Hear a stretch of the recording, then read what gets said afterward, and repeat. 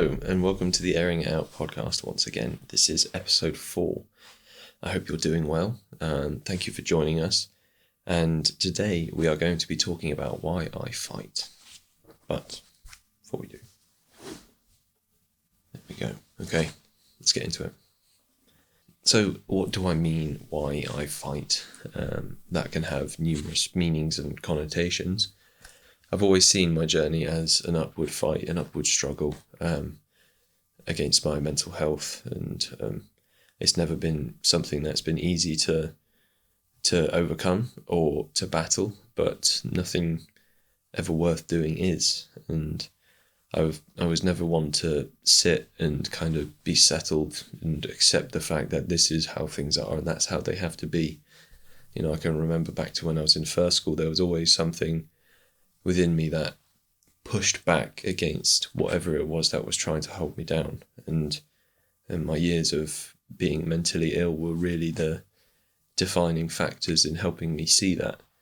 You know, after I was brought down to my lowest and to the darkest rock bottom that I found myself in, that's when the real essence of this fight became known to me and came to define me. So yeah, once I found myself at my rock bottom, it was a matter of climbing back up to the top, back up to the light. And that was in itself a fight day to day, in and out, fighting against my own mentality, my own obstacles, my own pitfalls, and everything that was put in front of me, basically. Another facet of why it is that I fight is I'm a kickboxer as well. I train martial arts. I train boxing and kickboxing, and I also compete. So not only do I fight my own mental illness, I fight myself, but I also fight other people. And I know for some people that you may take a look at me and think, you know, it's the guy who's trying to be open and honest about his emotions and be vulnerable for other people. Yeah, he fights other people. You know, I've been called, like, people have said I look like a pacifist before, but in the true spirit of balance. But to me, balance is knowing both extremes and moderating between both of them. So to me, that is absolute compassion. So why am I talking about this now? Of course, it is a pillar. It is a fundamental pillar of my entire mental health journey. Speaking about it now, when is there better than other than my mental illness podcast? Also because I'm trying to seek clarity. I'm trying to alleviate everything which I may hold within myself about the nature of this episode, so that I can be clear of spirit, clear of mind, clear of heart, ahead of tomorrow, which is when I have my second kickboxing fight. So I'm using this as an opportunity to not only talk about the reasons why I fight, what the fight inside me means, but also to air out my soul, basically, ahead of tomorrow. I've already noticed that I'm a little bit more tense than I have been. I'm clasping my hands a little bit more, but it's about embracing the things which scare me and make me nervous. And if talking about this here and now does make me nervous, then I think it's the right thing to be doing. I've spoken about that inner resilience, that inner fight that I've always had. I've always known it to be there, but since I was a child, since I had those memories of being in first school, I always thought it was something to be shunned. You know, it's something that older people look down upon and frown. Oh, it's just boys being rough, it's playing a bit of rough and tumble, having a little bit of a doss about on the field. But it was always condemned. You know, you don't fight in the playground, you don't fight outside of school, so there's no real place for it there. So I think for a long time in my life, that resilience I regarded as something that you shouldn't be proud of or you shouldn't practice. But it was that resilience that saved my life. It was that resilience that gave me the strength to not go home and try and make a plan to take my own life. It was that resilience which said, that's not what we're about. That's not what we do. We're not going to give in. We're not going to give up. We're going to keep going. And yeah, that's been a part of me ever since. It's been a defining character in me. It was about 4 years ago when I'd gotten my mental health to a point where I was just like, yeah, I'm okay. I'm kind of happy with how things are going now. And it got to a point where I looked at myself in the mirror and I thought, maybe we should start addressing that. So physical fitness was on my mind. I wanted to get my body back in shape the same way that I got my mind in shape, and hopefully the idea was to get them working together, create a greater sense of harmony. And around this time, I somehow or other, UFC was really kind of making its way onto mainstream media. Particularly, it's a particularly attractive thing to young men because it's the all-encompassing martial arts, or it's mixed martial arts. So it's a combination of every martial art that's been trained, kind of practiced, put into execution in competition. And I was really kind of blown away by it, because here were these almost dramatized, but these Western dramatized, not theatrical, but it was of that echelon of publicity and media standing where people were really building names for themselves. They were becoming these great characters in this kind of unbarred sport where it was all martial arts. There were kind of less rules than everything else because they initially sold it as anything goes. Of course, the rules were implemented, but it was hard to deny that this was the kind of peak of martial performance because of how many martial arts were involved in it. And I don't know at which point it was, but I remember seeing them on the TV and thinking, I could do that. I could do that. Perhaps not specifically be in the UFC or be a champion, but I got to the point where my mind was sound enough to say that at the very least I could try that. And I was hanging out with my friend a lot during that period of time, and hanging out at his, and other friends would come by, and one of them was doing boxing. And I asked him questions about it, and yeah. I thought it was really cool because he was actually doing it. He was taking action and he was participating in it and making it happen.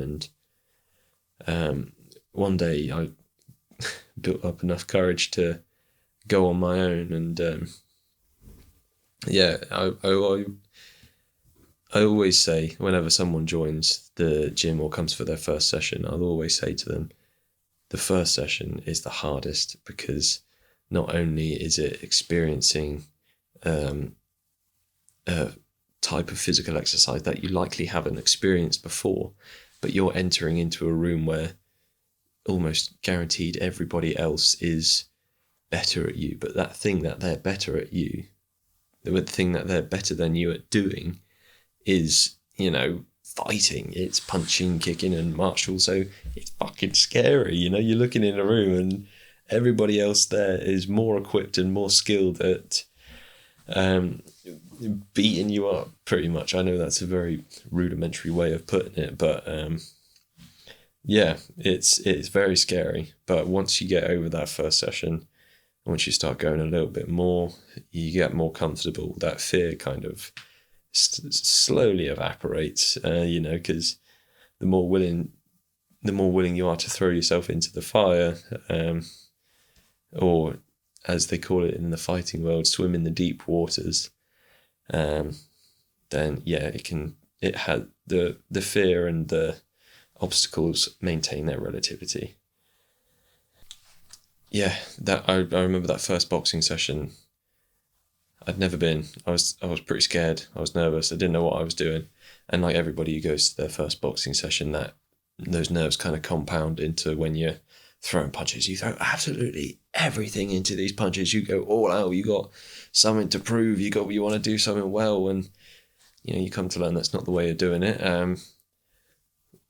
But I remember coming away thinking that I'd just been given back a part of me which I never had in the first place. Like a part of me, a piece of my puzzle had just been put into place. It was as if it had been a part of me all along, but I'd only just found it. And at some point you start to begin to ask yourself, do you want to compete? Do I want to compete? And I always did, where I'd built myself from the ground up, or at least I'd experienced this kind of death of my former self, and I was rebuilding myself anew in the eyes of the people who I looked up to and the person that I wanted to be. I knew that I didn't want to reach the end of my life and not know. One of the things that I built my life around was the idea of wanting to get to my deathbed and to have answered as many questions as I may ask myself. So I want to answer all the questions that I might get to a deathbed and look back on and reflect upon. That comes with a lot of introspection, finding out who it is that you truly are, the things that are truly important to you, what means the most to you, what could you not do without. The idea of not finding out the extent to which I can push myself, the extent to which I can see how far I can go in whatever field that is, whether it be filmmaking, whether it be in podcasting, whether it be in sports. Unfortunately, the nature of this beast meant that it would be competing against other people. But what better test of somebody's individuality is there than against another individual? I did boxing for about a year, and then 8 months, and then I did kickboxing. I started kickboxing, and that was just like boxing all over again. As soon as I learned how to throw a kick properly, like I was originally, when I played football when I was younger, I was a goalkeeper, and so I had the big kicks. And so once I learned how to throw a kick properly, oh my God, that was it. There was nothing better than throwing a big kick. I became a kickboxer through and through once I'd learned how to start doing that. I went away to uni for a year, and it was good because there was a MMA gym like 5 minutes from where I lived. So I was literally there almost every single day. And I don't mean that too unliterally. That's not quite the way of saying it. But like the longest that I trained was 13 days in a row. And yeah, it got to the point where I was like throwing a couple punches and being like, oh. But I loved it. I loved what I was doing. Unfortunately, my skill did not progress too much over there. But when I came back from uni, I came back to my original gym, very high skill rate, very high work rate. And the people there were absolute killers, or at least the people that are taking it seriously were killers. So my coach said, okay, well, how do you feel about competing? There's a show in December. What would you reckon? And I felt, because it was something that was so important to me, I really wanted it, but I just felt the fear, this anxiety, this thing, which was at this point so estranged to me because it had been so long since I'd encountered it, but at the same time it was so familiar. I was so familiar with that feeling, it just rose up from within me, and I was just like, yeah, I was hesitant, but I knew that it's what I wanted to do. So I was competing, and I was going to have my first kickboxing fight on the 2nd of December 2022. My approach to it can be equated to how much it meant to me, in that it meant so much that I gave everything to it. Everything. A typical fight camp, for those of you that don't know, is the time in which you spend preparing for a fight.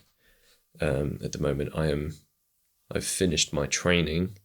I fight tomorrow, and I've done 8 weeks. 8 weeks of training, 5 days a week. And I thought, back then I thought, I've done a lot of exercise before. I do a lot of exercise. I've done a lot of training. I'll do 10 weeks to prepare myself properly. That sounds good. That sounds smart. I trained 3 times a week, and I did sprints, varying between sprints on the lengths of a football pitch 5 times round, the long ways, or 10 uphill sprints on one of the bigger hills in my village. And I did that 3 days a week with 1 day off.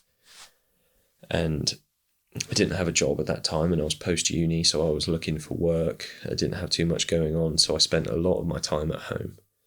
And that meant I spent a lot of time in my head because my parents weren't always around. My brother had moved out.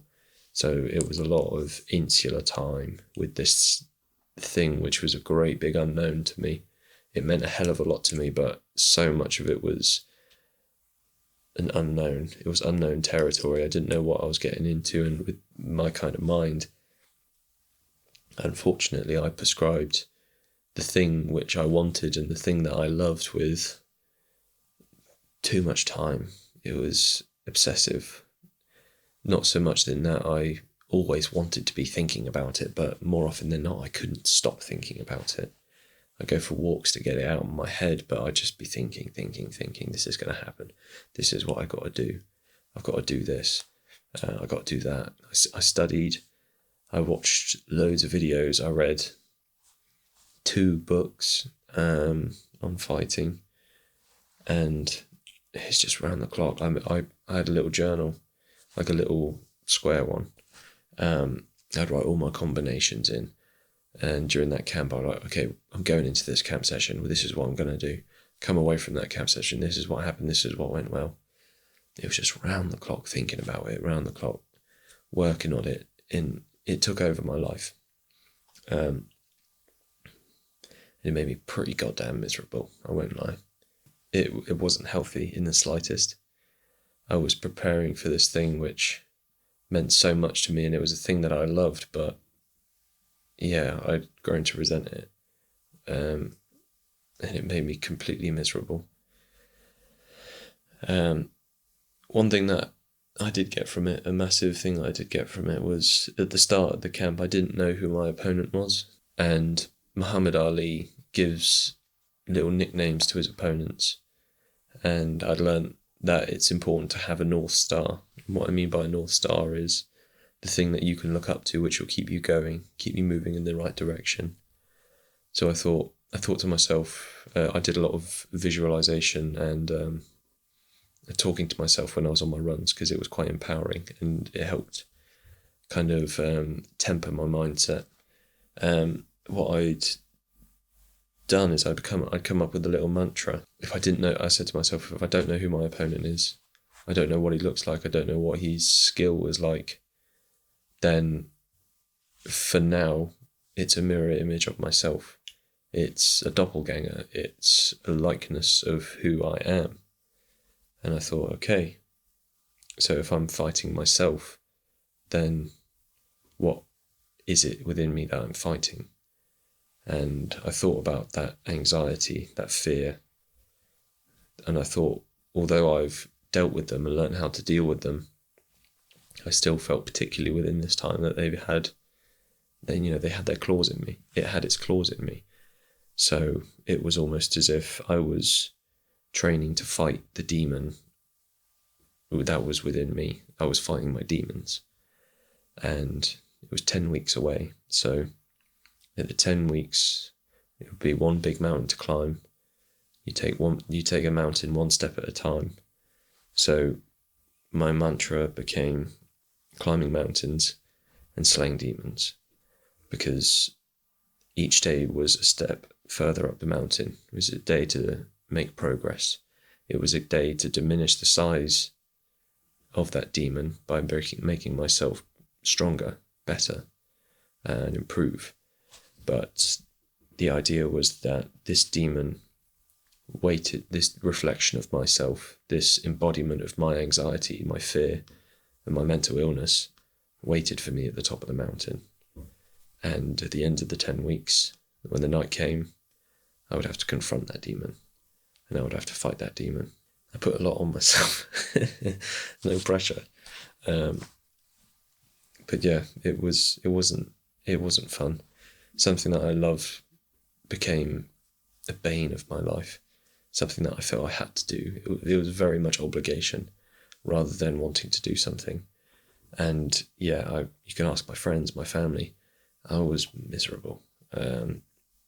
Grumpy, yes, but I'm actually writing a document or like an essay really kind of exploring this, because the whole fight camp did become a great big metaphor or analogy for my entire fight against, or at least the fight within me, against my mental health, and that I've been having since I was young, or since I started with my mental illness. And but that's taking time. It's difficult to talk about, but I think it's even harder to write about, because it's that really digging in and expressing, whereas I'm able to kind of talk about, and a lot of the things that I'm talking about now, I've already kind of discussed in that. So you might be wondering, how did it go? Well, in typical dramatic fashion, for me, nothing ever happens easily. Where I'd started my camp 10 weeks beforehand, when it came to the 8-week mark, I was on point. I was electric. People were saying that they couldn't touch me. I was looking good, feeling good, ready to go. I was sparring in the gym and I was on my toes. I was light, energetic, moving around. Great. After that point, I started declining, and I realised that I'd reached my peak at 8 weeks and I had 2 weeks left to go. So I'm pretty sure it's once you reach your peak, after that your body kind of starts breaking itself down. So not only was I fatigued, I was tired all the time. I was eating as much as I could. I actually went over the weight that I lost like 1.5 kilograms more than I was supposed to. So I had to regain that back. Isn't the worst situation in the world for a fighter. But on the Wednesday evening before fight night, I went to work. It was late November, so cold as shit. And I wanted to get an undershirt. I was working an evening shift. Went and got my undershirt. It wasn't dry yet. It doesn't matter. Chuck it on, keep me warm. I'll warm it up. It didn't warm me up. That damp shirt was the catalyst for my immune system completely breaking down. That night, I spent the first 3 hours of my sleep bundled in the tightest fetal position in my bed, absolutely stone cold to the core, after having worn this wet shirt for the entire shift. And then the next 4 hours after that was waking up at numerous increments in puddles of my own sweat. And this whole time I was having fever dreams, like, this is it. It's fucked. It's all gone to shit. Like, I can't do this.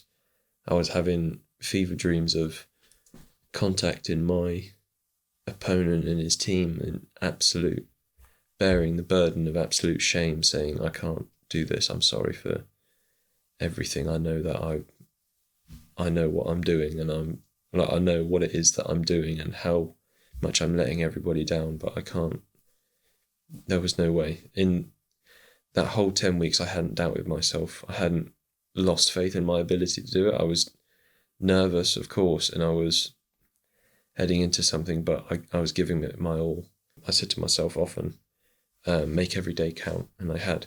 Then, the first time that I started to doubt myself, or doubt my ability to do what I needed to do, because I woke up, absolute fever, my body felt completely broken, my muscles felt awful. It hurt to move, and it was so difficult, because everything that it had all the hard work that I put in, so much hard work, so much time, and all the unnecessary efforts as well, all of that which I had invested into making this thing happen was now about to be pulled out from underneath me. Not for any other reason than because I was ill. You know, at the 11th hour, after everything that had happened, and all that time, all that training, this could have been it. I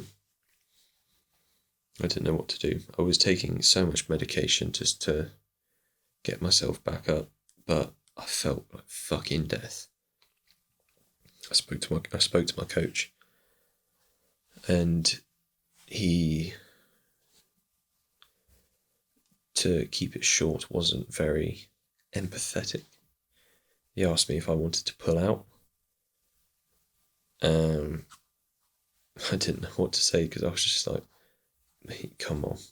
You know, look at me. You can try see how I feel. Yeah. Those days preceding the fight were the worst. They were, yeah. I can't tell you how difficult they were mentally. After all the mental strain and effort that I put myself through, those few days were the test that I never saw coming. I asked myself for no easy test. May no test be easy because nothing worth having is ever easy. So provide me with tests only that will push me and challenge me. But I never saw that coming. I was never prepared for that. Yeah, my parents didn't want me to do it. My mum said, see how you get on, see how you feel, do what you can now. And my dad, you know, usually the words of wisdom in my life, he's my dad, my role model, my father figure. He said, I don't think you should do it. If you were competing in another sport, it would be one thing, but you're in this state now and you're stepping into a ring to fight somebody in the state that you're in. You're at a severe disadvantage and you're ill and you might only do worse harm to yourself. Come Saturday, I woke up and I said, I'm doing this. It's happening. I was going to go through with it. Yeah, one positive, I got my hair braided and it looked fucking sick. It looks so cool. Getting it done again tomorrow. Can't wait. Yeah, we went to the venue and I'd learned from Miyamoto Musashi that fixation is the way to death and fluidity is the way to life. So I said to myself, okay, I'm going to be fluid. I'm going to be fluid all day. And I managed to repel nerves, anything that would kind of get to me because I was being fluid. But in retrospect, it was detachment as well. I was detached from the entire situation, probably because of the absolute ringer that I'd been put through the past few days. I remember the bell rung. Not only was I ill, they didn't get my music right. They didn't get my name right. And it was all just a bit of a disaster. But yeah, the bell rung and I had to kind of switch myself on and be like, shit, I've got to fight this guy now. So yeah, I just got completely drawn into the moment, completely sucked in. All technique, all skill, all presence in the moment, completely gone. It was a good matchup. It was a very good matchup. He was a Muay Thai fighter. I was a K1 fighter. So the two complementary styles. He threw a lot of jab crosses down the line. I threw a lot of hooks. It was a very good fight. But in the third round, with 6 seconds before the final bell, I put him on the floor. I got a TKO victory with 6 seconds left in the third round, with an overhand right, which put him on the canvas. And I remember standing over him, looking him in the eye. I felt like Muhammad Ali, but at the same time, I could barely believe what I'd just done. And I couldn't comprehend what I'd done for some time after. I wanted to get into the changing room. When I was in the changing rooms, I wanted to cry. I wanted to cry because how did that happen? I knew how it had happened, but I just couldn't believe that it did. But there was so much adrenaline running through me that there was no chance of anything coming out of my eyes. Yeah, that was pretty bad. I got a couple black eyes. I got accidentally kneed in the face, but I'd won. But there wasn't much glory in it, I'll be completely honest with you. After everything that I'd gone through to get to that point, from the 10 weeks to the 2 weeks to the 3 days beforehand, there wasn't any glory. I actually became quite depressed for a while after that. It was hard to bounce back from, very, very hard to bounce back from, because of just how much it had taken from me. I think from what I've just told you, you can get an idea of what it takes. But please know that not everybody takes it quite as seriously as I do, or did take it as seriously as I did. Some people can do it effortlessly. Some people can not pay it any mind and go in there and do what they need to do. Everyone gets nervous, sure, but it takes an awful lot physically to get yourself to that trained up point if you want to know that you've got it. It takes a lot mentally as well. I think that kind of goes without saying. But for someone who's as mentally conscious and introspective as I am, it took a fucking hell of a lot. What I've noticed recently is that people don't always understand the mindset that a fighter has to adopt. My mum didn't understand it, and my friend didn't understand it recently. And that's kind of the mindset of the killer. And what that means is it gets to a point where you have to know within yourself, you have to be able to not only prove to yourself, but to convince yourself that you can beat anyone, or the person that you're going into there, you know within yourself that you can beat them. And part of rationalizing that, it not only comes through your training, but it can come through in your the way in which you talk about it. Part of me with this camp is I did it towards the start. I believed in myself. That is an episode entirely of itself. It got to the point where my belief was steadily being infected with overconfidence and a little bit of arrogance. And I took note of that, and I've managed to quell that and get rid of it and prescribe to it appropriately humility and serenity. But you have to know as a fighter, like, I don't believe in stepping into that ring with any kind of doubt that this person is going to beat you. You have to know within yourself that you can beat them. You can beat any man or person that you're going against. But yeah, it definitely whiffs of arrogance and overconfidence, but it takes a certain mindset. Or at least some mindsets are more, help you cope better with what it is that you've got to do. Fear is a big part of it. I mean, naturally. Like I've talked about the unknown of the fear of the unknown that I encountered with my first fight. But even now with this second one, there's still an element of the unknown of where I've done the camp before, I've done the training before. There's no way of predicting what's going to happen when I get in there. I can't predict what's happened. That in itself is an unknown. Something that's helped me is, I think it was Philip the Great, the father of Alexander. He wrote to the Spartans a threat because the Spartans weren't being cooperative in kind of unifying Greece. And Philip wrote to them and said, if you do not give us your land and cooperate, we will take your women, we will enslave your children, and we will imprison your men. And the Spartans replied with one word, which was the first word of Philip's letter: if that happens, if you make it to our land, if you can imprison our women, if you can enslave our men and our children. And that speaks to the resilience. That speaks to the denial of another person's will, or perhaps the purveying of your own will. I could get knocked out. I could lose. I could this, that, the other, and whatever may happen. But those are if, buts, and maybes. Those are things which are not certain yet. They have not yet happened. If he does this, if he does that, if I do this, there's no point putting any clout or banking on anything which hasn't happened. Kobe Bryant said, as I said to my producer earlier, he said, "Why would I be afraid of a shot that I haven't even taken yet?" And I think that speaks to a lot of it.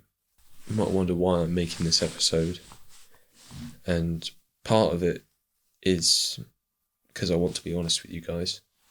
I want to be a completely open and clean slate. I've got my heart up there. My heart is with you now as I talk to you. And this is who I am, and this is what I do. And I'm hoping that you can get a better understanding of why it is that I do the things I do and what motivates me to do them. But it's a way for me to get all of the potential skeletons, the doubts, the fears that are worrying me or are keeping within my mind, and talking about them, being transparent and cleansing my soul and alleviating everything from within, in the hope that I can have that clarity.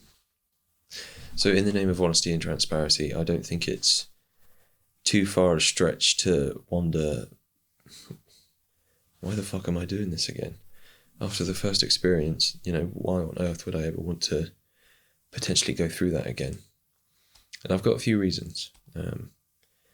One of them is I couldn't be one and done. I couldn't just have one fight.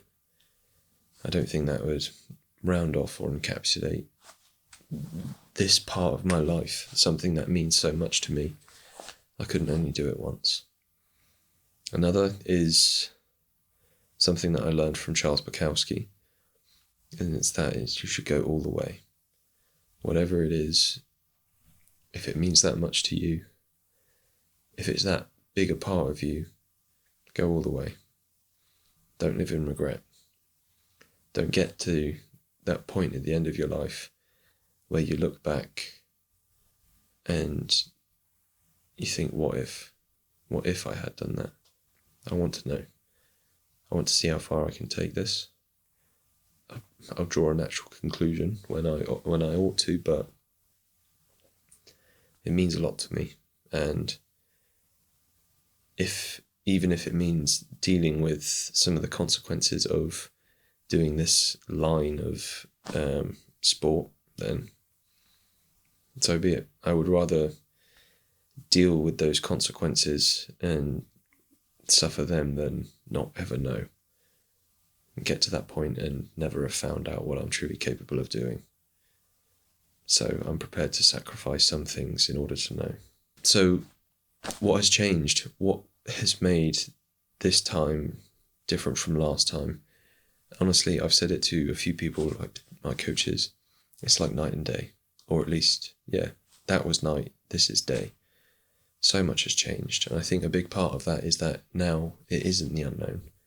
I know the kind of thing that I'm getting myself into, not only in regards to the camp that I have to undergo, but the diet, the losing weight, the mental training, what it's actually like being in the ring, and the experience. I have something to go off of. So, I'm not facing new and strange and terrifying and scary challenges at every juncture. I have a team now at the gym. After this fight that I had, it was very, very lonely, very, again, isolated. It was reflective almost of my time at home, because where I was spending so much time by myself in my own little world, there weren't many people that I was training with that supported me or were able to come to the fight, or I felt that I could rely on.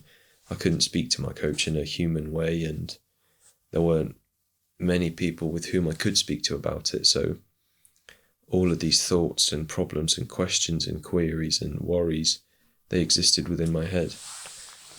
But that's different now. I've made the effort to... A lot of my team are boxers, and I was a kickboxer, so I never went to boxing training. I do now, and I've integrated myself with them, and we support each other. We encourage each other. We push each other. We're there for each other, and, we fight with each other. There are 4 other people going, all boxers. but we're all going to be supporting each other. And having those people there with you every step along the way of that training process, it's incredibly valuable. It's like having that network, that community of people that you can rely on. And that's made a huge difference, because those are people that I can talk to. Those are people that can be there for me, and those are people that I can be there for as well. And that has gone ever such a long way. A part of it as well, I took a lot of time off. It's been almost a year since I competed, and for a long time I didn't feel ready. I didn't feel ready to get back in. I wasn't prepared. I wasn't ready to go through it all again. But I think a part of what changed is, asking myself, when am I actually going to be ready? At what point am I going to wake up and think, oh, I'm ready now? And I think I've learned that it isn't about knowing that you are ready for something. It's about your willingness to take it on and become ready. It's accepting that you're going to find out and you're going to become ready as you get closer to this thing. It's the appropriate prescribing of your time, your efforts, your abilities. It's about raising yourself, rising to the occasion, and finding your readiness through that. What's changed is I do now believe in myself. I do believe I can do it. I've got all these people behind me. A lot of people in my gym, they say, oh, Sam, you're a killer, or you're absolutely nuts. I get called a psycho, or, a nutter, or whatever. But it was such a massive change when I realised that I can do it. I was one of those people who was behind me. And when you have that, it's a very powerful thing. So knowing that I can do it, that I believe in myself, feeling that when tomorrow comes, I'm ready. I know what I need to do. I'm focused. I'm alert. I'm present. And I can keep my head.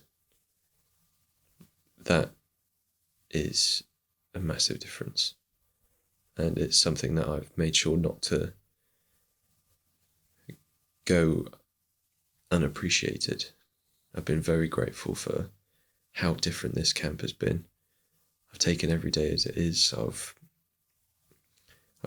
I've made such a conscious effort to talk to people, just to have conversations, just to air out what is going on within me, air out how training went, or air out how I'm feeling, or whatever it is. Just talk to people.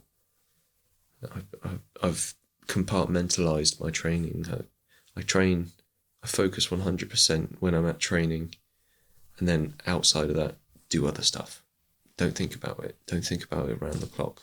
Give it the time that it needs, and trust the process. Trust in the process has been great. I'm excited. I'm excited to do this. I look forward to doing it, because I wrote the other day when, like this past week, the start of the week was a bit wobbly, but I wrote to myself, I'm not going to let something that I love get ruined. I do love this, and I do love what it is that I'm going to do tomorrow. I am looking forward to it. I recognise my own abilities, because it got to a point where I could only deny it so much, or I could only not recognise it so much. I've got the support of my team. I've got the support of my family, my friends. I feel very calm. I feel ready. I know that between now and then, there's not much that I can do. So I'm not going to do too much. I'm not going to overthink it. I'm not going to try cram before the big test. I've been studying a lot of Miyamoto Musashi. He's been very important to me. This is the symbol for Bushido, and my mum gave this to me on the day of my first fight. And he's been very important to me, but I made the efforts to understand and to divulge the meanings of his works beyond what is just written. because his is the way of the warrior. And he says that a warrior should be twofold practiced in the way of the sword and the pen, but a lot of his kind of teachings go beyond mere martial combat. With a lot of Taoism as well. So Taoism is the art of the way, and Wu Wei. Alan Watts is a British fellow. He does a lot of work on that, and it's been really, really helpful just to keep me centered, keep me present, to let go of everything that isn't within my control, and to enjoy what is now. Tomorrow is going to come. I am going to step into that ring. I am going to face my opponent, and I am going to fight him. I know that's coming. I accept that it's coming. I accept that worst case scenario, I get knocked out. But if I get knocked out, the people that love me, the people that I love, they're still going to be around me. They're still going to be there for me. They're not going to treat me any differently. And I accept that. I accept every eventuality.